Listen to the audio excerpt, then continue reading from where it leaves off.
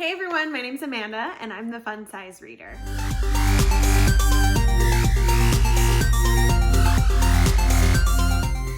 Today we're going to be talking about one of the books that I've been waiting for a very long time. We're going to be talking about Sarah J. Maas's newest adult fantasy fiction, House of Earth and Blood, which is the Crescent City at #1. How do I even go about reviewing this book? Somebody asked me the other day what it was about, and I just was like, it would sound stupid if I told you. If I tried to explain it to you, I would sound like a raving idiot. I don't even know if I'm gonna try to do that and explain the plot, because there's so much that goes on in this book. So much. I am a person who loves fantasy. Sarah J. Maas was kind of the person who got me into fantasy. Funny story, I was randomly walking through Barnes & Noble, and this was years ago, and a lady there recognized me. She's like, "You're in here all the time." And I was like, haha, yes I am. And I was asking me if I needed a book recommendation, and she asked me if I was into fantasy, and I was like, And she said, "Are you into books that are just good books, as long as someone can say it's a good book?" And I said, yeah, I'm cool with that. So she hands me the very first of Sarah J. Maas's Court of Thorns and Roses series. The very first book, it had just come out.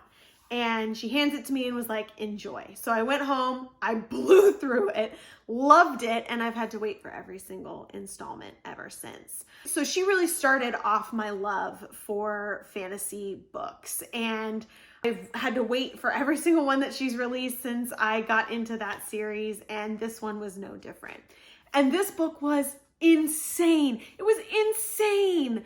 I couldn't believe what I was reading at times. It starts off with this completely different world, different from anything that she's ever really written before. Her other books have really been very fantasy-based, not normal world. But in this book, Bryce was walking around texting on her phone, and they were going to nightclubs, and it just was real life, but fantasy characters. And I loved it. I absolutely loved it. It took some time to understand what was going on, and there's a lot of like government hierarchies and things like that I still kind of don't know who's above who. Overall, it was just completely new, fresh, fun. I enjoyed reading this book so much. I loved the characters. I loved Bryce. I loved Hunt. I loved the side characters. I think she did a really good job of making you feel like you were attached to people very early on. I also will say that I think she's gotten some criticism in her past series that she never killed anybody off. Like, nobody ever died. That's just not realistic in fantasy series. Well, she wasn't afraid of that this time at all. Not afraid. She killed people. I'm just gonna say it. That's not a spoiler. People are going to die, so beware. But it was so good. I definitely would recommend it to anybody who loves fantasy books, but it is adult. There's a ton of violence. There's a ton of cursing, bad language, sexual innuendo. Like there's all kinds of adult stuff going on in this book. So keep that in mind. You know, she does have some YA fantasy books, but those are on the higher age end of the YA spectrum. But this one is very adult. I gave this book a full 5 stars. I loved reading every minute of it. It did take me a while. It is 800 pages. 800.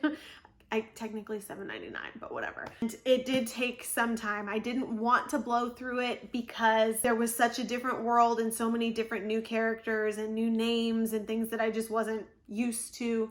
So it took me some time to read it, but I would definitely tell everybody, if you're a fantasy lover, read this book for sure.